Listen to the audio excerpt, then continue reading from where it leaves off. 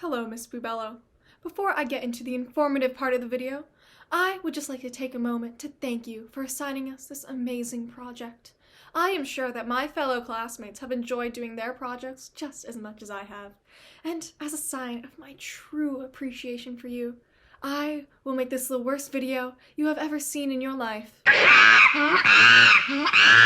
Venus flytraps, or Dionaea muscipula of the Dionaea genus, if you're fancy, look like this. Yeah, shocking, right? Despite the fact that these plants participate in insect mukbangs for fun, these things are photosynthesizers and are located in the longleaf pine forests of North and South Carolina. They prefer 90-degree weather with a moderate soil temperature, and unlike my dad, they won't start freaking out when you turn down the temperature. So, they're heat resistant, cold resistant. They're cold resistant, that's what they are. Not heat resistant. Well, they are, but you know what I mean. Next part. Okay, let me run a hypothetical by you. So, this is you. Yeah, pretty spinning image. And you really love Venus flytraps. Maybe even more than me. And you really want to get one of these things straight from their natural habitat. Well, A, that's illegal. But who am I to judge? I want to be a professional tax evader when I grow up. And secondly, if you really want to get one of these things, you will have to travel within 90 kilometers of the ancient, exotic city of Wilmington, North Carolina, otherwise known as the second most irrelevant place on Earth. Oh, but lucky for you, if you do manage the treacherous journey, you might get a glimpse of the Venus flytrap, but no guarantees. These things are classified as a vulnerable species, and you just wanting to, kidnap it isn't really helping the problem. Especially when you can get these things for like $10 on Amazon. But I couldn't even do that for the video, so whatever. But humans, in their traditional human fashion, have had a significant impact on Venus flytraps. Humans have destroyed their habitat to make room for agriculture, and people, such as your hypothetical self, have been stealing Venus flytraps to sell them for 50 cents each. I mean, if you're gonna go through all that trouble, I would charge a bit more, but that's just me. That's just me. As you probably know, Venus flytraps love eating insects more than I love eating French vanilla yogurt, but there's certain species that they just won't eat. Okay, not exactly. They're not turning into Gordon Ramsay when it comes to eating their next meal, but insects that pollinate the Venus flytrap won't get eaten by it. So, how do they accomplish such an amazing feat? Well, I'll tell you if you would be patient for just half a second. Well, they do what I do with all of my problems, and just run away. Okay, I guess fly away. 87% of insects that pollinate the Venus flytrap's flower have wings. Oh, and side note, Venus flytraps do have flowers. Who would have thought? When compared to the fact that only 20% of the Venus flytrap's prey have wings, it's pretty clear why these insects are surviving. Now then, for all you visual learners in the audience today, I have made a nifty little food chain to help you visualize what's going on in Venus flytrap world. At the very bottom, the lowest of the low, your level 1 crook, if you will. You probably didn't get that reference, but I'm gonna act like you did. We got your fly. And who do you think eats a fly? You got 10 seconds to answer. Okay, time's up. It is, drumroll please, the Venus flytrap. Wow, who would have thought? It's almost as if it has the word fly in its name. So, who would dare try to fight this ruthless creature of nature? Well, make sure you're sitting down for this one. I've got not 1, not 2, not 4, but I've got 3 animals that are devouring this plant. We've got the raccoon, the squirrel, and the blue jay. And finally, the moment you've been waiting for, the apex predator of our food chain, we got the bobcat. As in the animal, not the construction stuff. Why would it be the construction stuff? This is a food chain! So, that's the food chain. Pretty self-explanatory. Okay, next section. Why do people like Venus flytraps so much? Well, I'll tell you why. It's the chompers that it has. Yes, but why are those chompers? Well, I'm glad you asked, hypothetical person. You see, in the Venus flytrap's natural habitat, the soil has about as much nutrients as my daily lunch. So, to make sure that the plant wouldn't, die, it had to evolve to create a solution. And what was that solution, you may ask? Why, it was the special shaped leaves that the plant has. I'm joking, that was a joke. No, the solution was its trap. You know, Venus flytrap? That way, the plants can get nutrients, albeit very little, from the soil, but also get nutrients from the innocent victims that it devours. Okay, we've answered the why, but what about the how? How do these traps work exactly? Again, thank you for asking, hypothetical person. You see those little hair things on the Venus flytrap? Well, they act as sensors so that the plant knows when it has to close. If something does trigger these hairs, then the trap will shut in less than a second. But it doesn't close all the way to make sure that little bugs that might get trapped in it can escape because they don't give enough nutrients to the plant. And if a rock or a stone or something that's not supposed to be in the Venus flytrap's mouth were to get in it, then it will take about 12 hours for the trap to reopen so that the plant can spit it out again. Great, I know. So fun. However, if the plant does snatch a suitable prey, the trap will release digestive juices, kind of like what's in our stomach. And in about 5 to 12 days, when the plant is done with its food, it will open its trap again and spit out the hard exoskeleton that the digestive fluids couldn't break down. Alrighty, we got cladograms. My favorite. Anyways, here it is.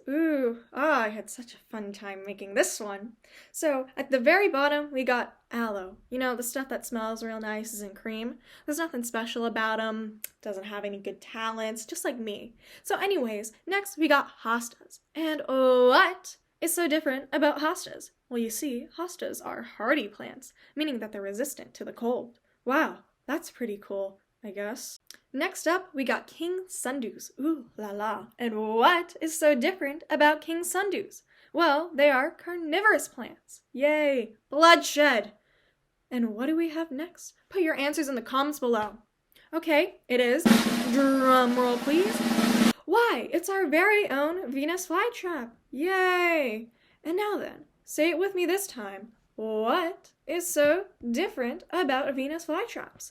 You see, both the Venus flytrap and the king sundew are carnivorous, but the Venus flytrap has, and get ready for this one, the Venus flytrap has a trap. I know, mind-blowing. I couldn't believe it myself. And then finally, the supreme plant that contains all of these traits, plus one, we got the European water wheel. So, what is so different about the European water wheel? As the name would suggest, the European water wheel is aquatic. Yay! So that's the cladogram. I really had a fun time making this one, Miss Bubello. So much fun. Ha ha ha. Ha ha. Classification time. Yay! Again, one of my favorite parts of this project. Okay, first off, we got the domain. The big boy. Okay, I don't know what else to say. Let's just get on with it. The Venus flytrap's domain is eukaryote. Organisms in this domain have cells with mitochondria. The cell walls must be the outmost layer, and they have membrane-bound organelles, along with other things that I don't think anybody in this room would understand. Next, we got the kingdom, more specifically, the plantae kingdom. In order to be a part of the plantae kingdom, you have to be A, eukaryotic, and B, multicellular, so tough luck bacteria. And in addition to this, all members of this kingdom are photosynthesizers, meaning that they're also autotrophic. Below the kingdom is the phylum, and the Venus flytrap is part of the vascular plant phylum. Some characteristics of this phylum is that they have to have roots, check, and they have to have a tissue called xylem, which is the tissue that brings water to the plant, you know, so it won't die. Next, we got the Venus flytrap's class, which is the Magnoliopsida.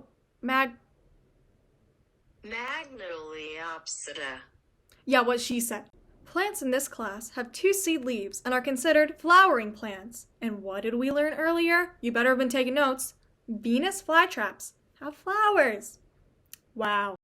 Okay, time for the order. And the order that the Venus flytrap belongs to is the Caryophyllales. Yeah, okay, that thing. And what is one of the defining features of this order? Well, the plants in this order have fruit. And yes, the Venus flytrap also has fruit. The more you know. I'm sure that will be very useful in your day-to-day life. Next, we got the family, and the Venus flytrap belongs to Drosraceae. I would say I'm not trying to be funny anymore, but I wasn't even funny to begin with. The plants in this family have to be carnivorous, as well as have at least one leaf surface with hair. And finally, we have the genus, which the Venus flytrap is a part of the Dionaea genus, along with a stunning total of 0 other plants. Yep, just the Venus flytrap. I mean, at least it's nice to know that there's a plant that's as lonely as me. Okay, next part of the rubric.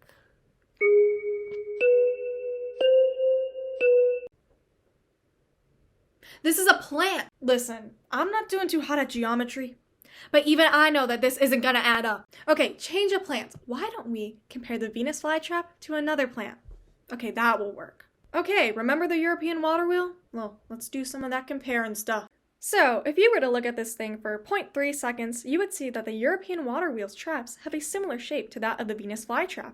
And bonus, they both have the same function as well. Wow! However, one big way that they are different is the size. The traps in the European water wheel are very tiny compared to that of the Venus flytrap. There is no way that these things are going to be eating some of the bugs that the Venus flytrap can get.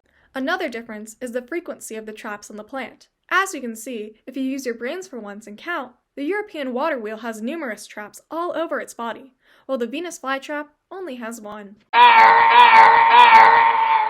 So, what is the closest ancestor of the Venus flytrap? Well, it is, drumroll please, the European water wheel. Again, I mean, it makes sense when you think about it. They are the only 2 plants in the world that have a snap trap, and if that isn't enough, recent research has shown that the 2 have strikingly similar DNA. So, what more can I really say?